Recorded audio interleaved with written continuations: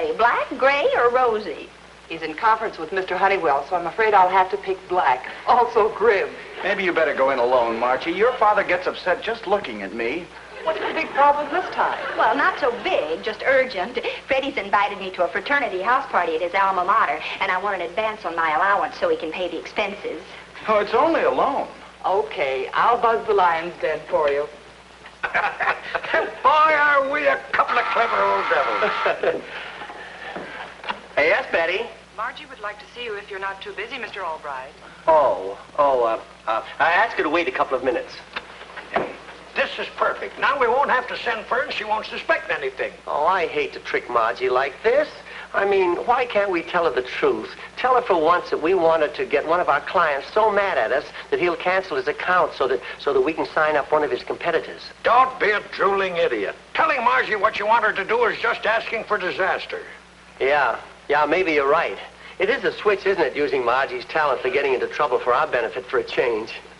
She'll get that cantankerous old Whaley off our necks. And then Mr. Grant will sign up with us, huh? Which she'd never do as long as Whaley was our client. Mr. Grant has hated him ever since he walked out on that deal to merge their two companies. Old Whaley's sure a queer duck, isn't he? The man is crazy. He puts that precious stamp collection of his ahead of business. Come on now, get Margie in here and let's go into our act. Betty, have Margie come right in, will you? Get ready. She's coming. Come on now. Buck up, old man. I know the future looks black, but there'll be a place for you somewhere. You just get fired, Mr. Albright? Oh, what are you doing here? Now. Don't let your personal feelings interfere. Keep your mind on the matter at hand. What's the matter, Dad? Has something happened? Now, don't be alarmed, Margie. Just business. We rolled the dice and lost, that's all. Now, don't you worry your little head about it. Oh, no, Mr. Honeywell. She might as well know the bitter truth. She's old enough to face the ugly realities of life. She brought one of them with her, didn't she? Dad, what's this all about? Oh, brace yourself, honey. Our biggest client, Jason Whaley, is about to cancel his contract. And that means... Oh, but why? He's threatening to cancel unless we come up with a big deal. We've got a great deal cooking, but we can't even get in to see him. You mean he won't even talk to you? No, he's too wrapped up in his hobby. He's a philatelist. You see... A philatelist? You mean he chases women? No, he collects stamps. That's right, Margie. Mr. Whaley has one of the finest collections in America.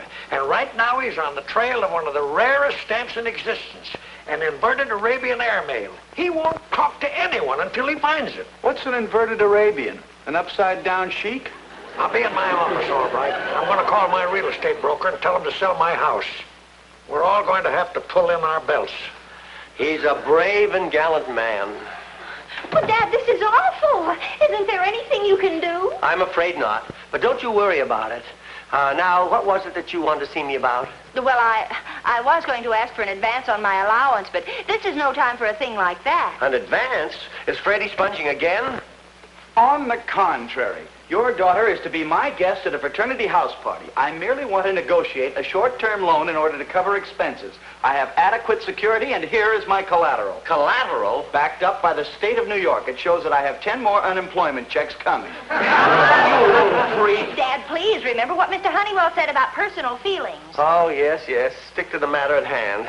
Well, I'm sorry, Margie, but you won't be making any more trips until that Whaley matter is settled. And if it isn't settled, you won't have any allowance to make any trips with. Dad, maybe I can help you. You? Sure, I'll bet I could get in to see Mr. Whaley. Oh, please, Dad, let me have a crack at it. Baby, it's nice of you to want to help your old dad, but you know how Mr. Honeywell feels about your getting mixed up with the clients. But I'm not going to do anything mixed up. I'll just get in to see Mr. Whaley and tell him you've got a deal for him. I'm afraid nobody can get in to see Mr. Whaley without an inverted Arabian airmail stamp. Even you, and I'm not discounting your versatility. Well, Freddie, I guess we might as well run along. But what about the house party? We'll just have to forget it for the time being. Come on, we've got things to do. She bought it. We're in business, boy.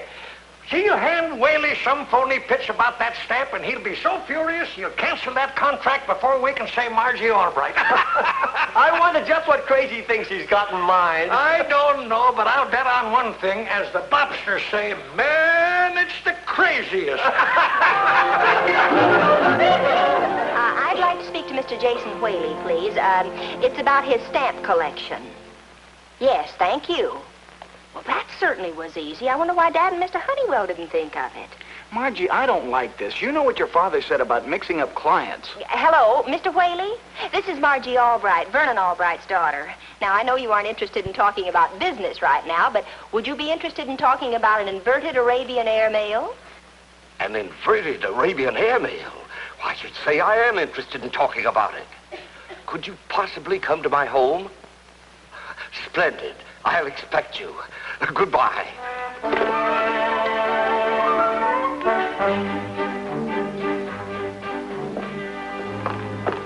Miss Albright, I didn't realize your father placed such a high value on my account that he'd send his own daughter with such magnificent news.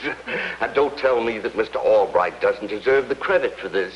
Oh, he's responsible for my being here, all right. Is that your fabulous stamp collection? It's my life's work. I've devoted more time to it than I have to business. And now you bring me the biggest prize of all. Where is it? Well, first let me tell you that my father has a terrific business deal for you, and he's been trying desperately to get to you, but he didn't because you wouldn't, and it'll make you tons of money, and it's got to be closed in 24 hours. So just pick up the phone and talk to Dad for 5 minutes, and then we'll make Arabian airmail talk. Of course.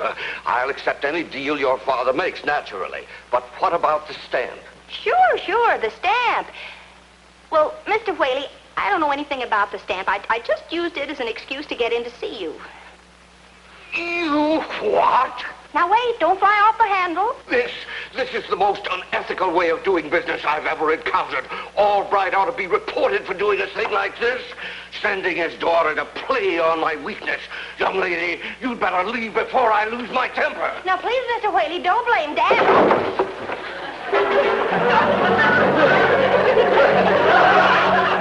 I'm terribly sorry.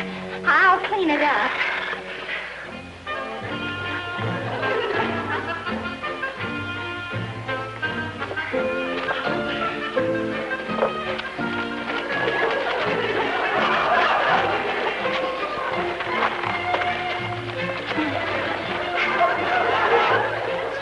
Isn't it? Well, of course it's sticky. It's quick, dry glue.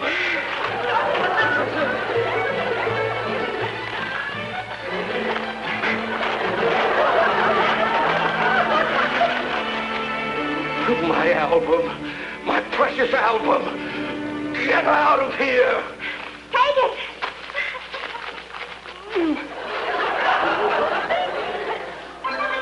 Get out of here. Tell your father I'll be in his office in the morning to tear up my contract personally. And so I came right here from Mr. Whaley's house to tell you the whole thing before he does. So you've done it again. How many times have I told you to stay away from our clients? I was only trying to help. You couldn't get in to see him, and I thought... Do you realize that you cost us the most valuable client we have? When he comes in here to tear up his contract, he'll be tearing up Honeywell and Todd along with it. All right, I'm going to look up my insurance policy and see what it says about suicide. He didn't have to be so rough about it. Well, that's all right, Dad. I deserve it. I've ruined everything. Your job and... Now, baby, don't cry. Everything is just fine. What's fine about it? Oh, we'll get by somehow. There'll be other jobs. But I've only got one daughter, and she's the most important thing in the world to me. Oh, Dad, do anything, but don't be nice to me. I can't stand it. Why shouldn't I be nice to you? We Albrights have to stick together, don't we? Now, you just run along home, and I'll see you tonight.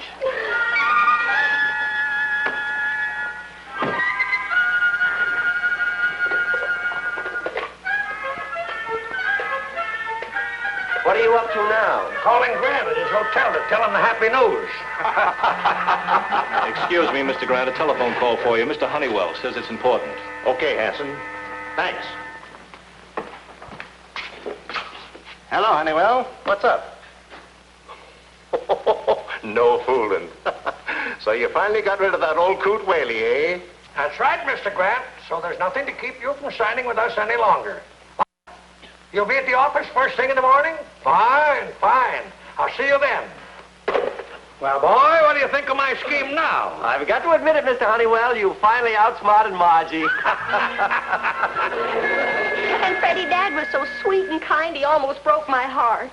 If there was only some way I could square things with Mr. Whaley. Why did he have to be a stamp collector? Now, take me. I'm a collector, too. But I don't get fanatic about it. I save string. Got a great big ball of it this big. Freddie, I think I've got it. Uh-oh, I'm leaving. Now listen, Freddie. What if a burglar broke into Mr. Whaley's home and took his stamp collection, and I saved it for him by routing the burglar as he was trying to make off with the loot? Now, isn't that just like a woman? How could a little thing like you handle a big, strong burglar? I didn't say I could handle a big, strong burglar, but I can handle you. Oh, I wouldn't say that. I've been lifting weights lately. Me? Mm-hmm. Dad says you're the criminal type. Oh, no. Absolutely no. I refuse to do it. Please, Freddie. For me. Pretty, that is, gorgeous, please. I said no, and for once I mean it. I've helped you with your gags before, but this is no gag. I could wind up in jail. It's no use rolling those big green eyes at me. I positively refuse.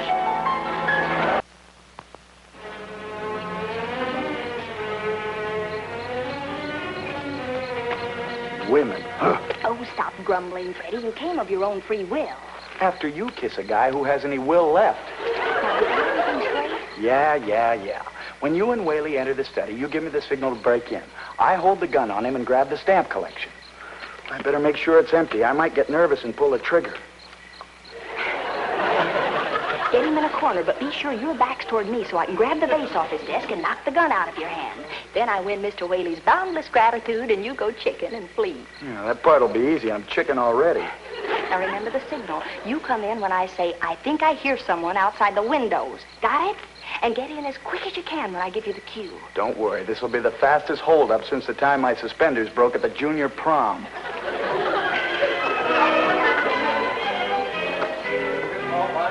There's nothing further to discuss.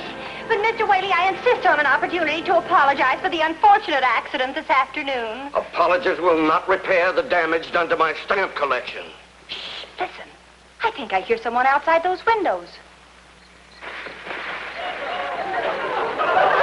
What are you talking about? I don't hear anything. Well, I think I hear someone outside those windows.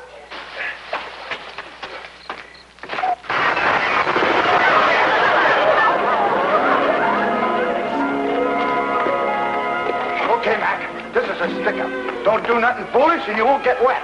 I mean, shot. My stance. Give me my stance. Now, stand back. Remember, I got a gun. I'm not afraid of your gun. Give me my stance. Lady, tell him I mean it. Tell him I'll shoot. Whaley, what have you done? I've saved my stamp collection from that miserable thief. That's what I've done. Now I'm going to call the police.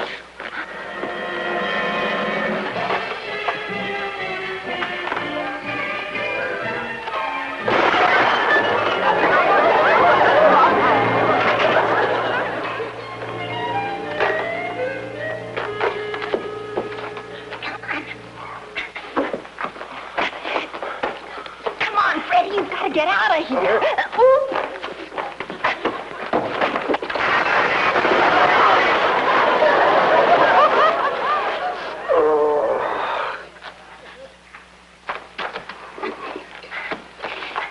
Mr. Whaley, are you all right? Yes, I'm all... my stance. My stance. He got away with my collection. No, he didn't, Mr. Whaley. Here they are, safe and sound. But what about that burglar?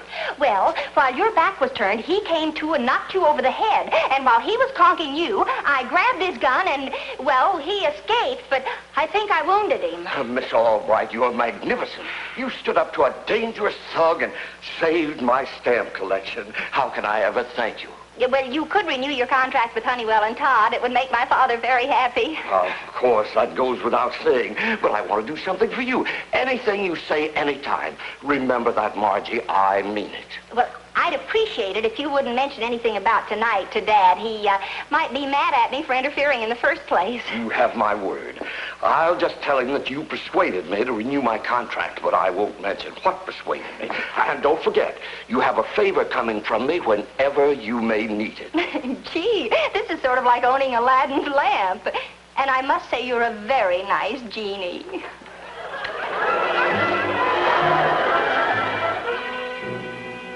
Well, gentlemen, I'll bet you were beginning to think I'd never be signing this contract, eh? Okay. Seems to be in order. You got rid of that old coot Whaley just in time. I was going to sign with another firm when I got back to San Francisco. Oh, we're very happy to have you aboard, Mr. Grant. You'll never regret it. Never saw such a stubborn old fool as Whaley. He should have agreed to merge with my company 10 years ago. That still would have been the best solution. That will be our next project, Mr. Grant, so you can sign with a happy mind. Good morning, gentlemen. I have wonderful news for you. Well, Garrett Grant, the old highbinder, what are you doing here? What are you doing here? I just dropped in to extend my contract with Honeywell and Todd for 10 more years, and I want you to handle it personally. What? You mean to say you're still a client of this firm? Why, certainly. Who are you, cheap, double-crossing crook? Now, wait, I didn't, Mr. Grant, you don't understand. There's been a mistake. Now, don't try to double-talk me. I'm going to sign with an ethical firm the minute I get back to San Francisco tomorrow morning.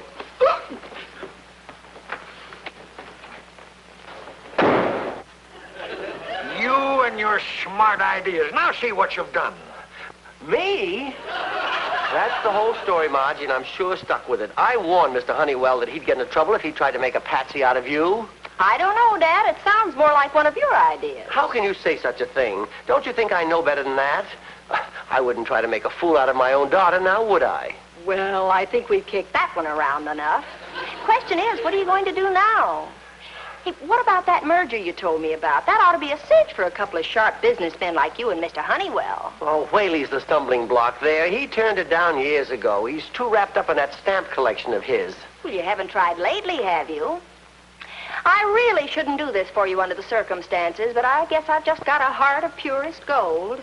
Besides, I want to go to that house party with Freddie this weekend. Well, what are you going to do?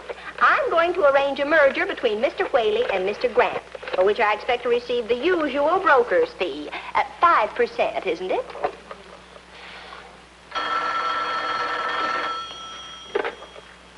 Hello?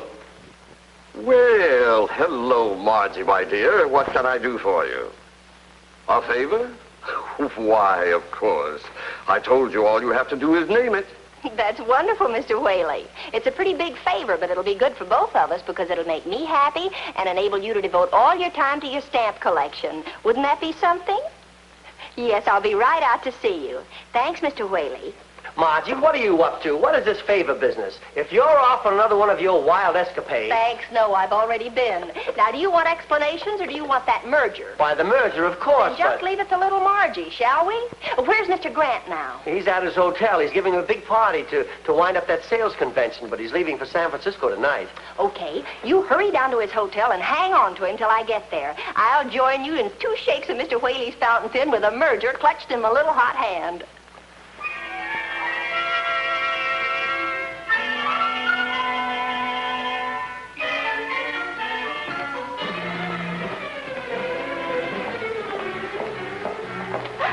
I got it. Whaley and Grant are as good as merged. All they have to decide now is whose name comes first. Did you get hold of Mr. Grant? Oh, I sent my name in, but they won't even let me get in to see him. Just leave it to me. I'm sorry, miss. Nobody gets in but delegates to our convention. Well, just tell Mr. Grant that Mr. Albright has the contract for the merger with Mr. Whaley. Well, don't just stand there. Tell him. Well, I'll tell him, but I don't think it'll do much good.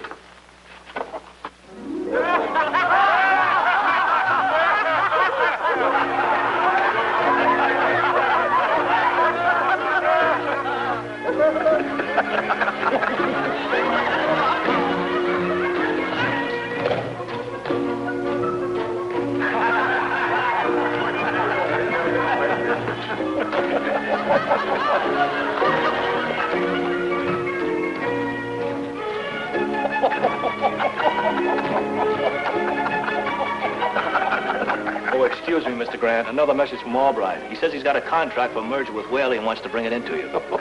That's what I call a desperation pitch. Does he think I'd believe a phony story like that when he couldn't even get rid of Whaley? Tell him I won't see him. And if he gets obnoxious, have him thrown out. Yes, sir.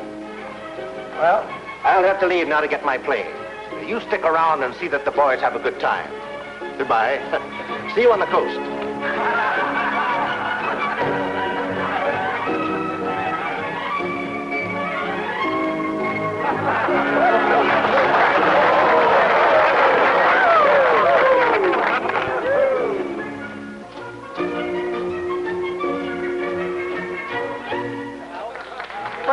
this merger's on the level. My daughter has the contract with her. Sorry, Mr. Grant gives the orders around here.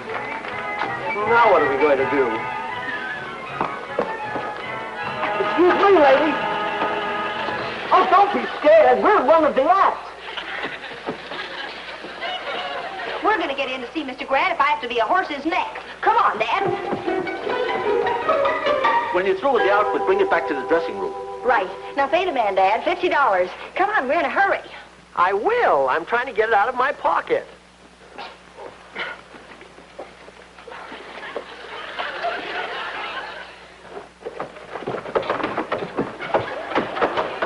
Hey, you were already on. Where are you going? We're taking a shortcut to Santa Anita. I didn't know that horse was a mare.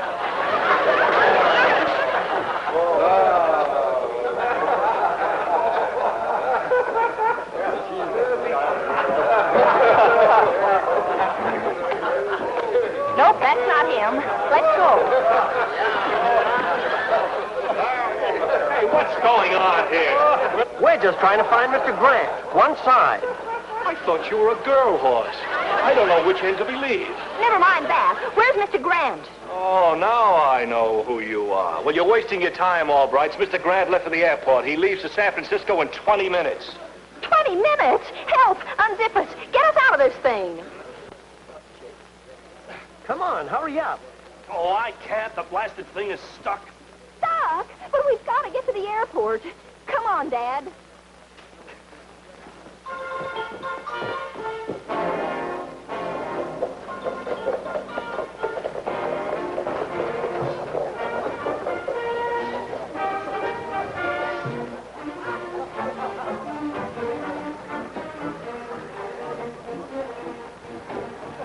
Get us to the airport quick. I'll double the fare. Airport? Yes, sir.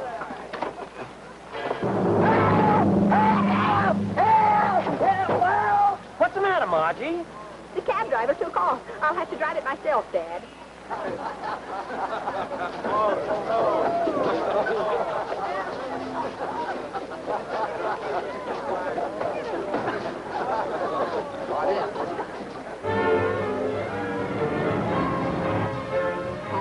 Margie, for goodness sake, be careful. Take it easy. Officer, what's the quickest way to the airport? Turn left at the next light and go straight about a mile. You can't miss it.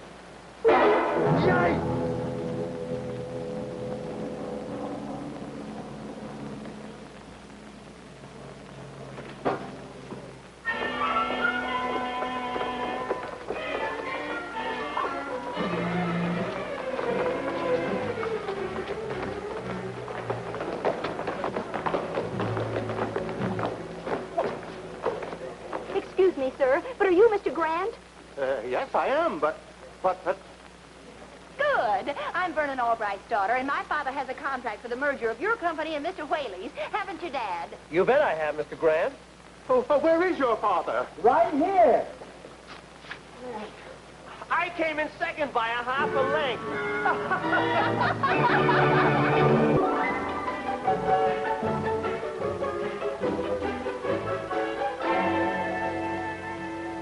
Margie, I think it's pretty broad-minded of you to invite Mr. Honeywell over for dinner after he cooked up that scheme on you. Rise above it is my motto. Besides, I pulled the Grant deal out of the fire for you, Dad, not Mr. Honeywell. Oh, you're really wonderful, honey. Who else would ever have thought of getting into that horse's costume? Oh, that reminds me. When I serve Mr. Honeywell a steak tonight, promise you won't do one thing or it might choke him. His steak might choke him if I do what?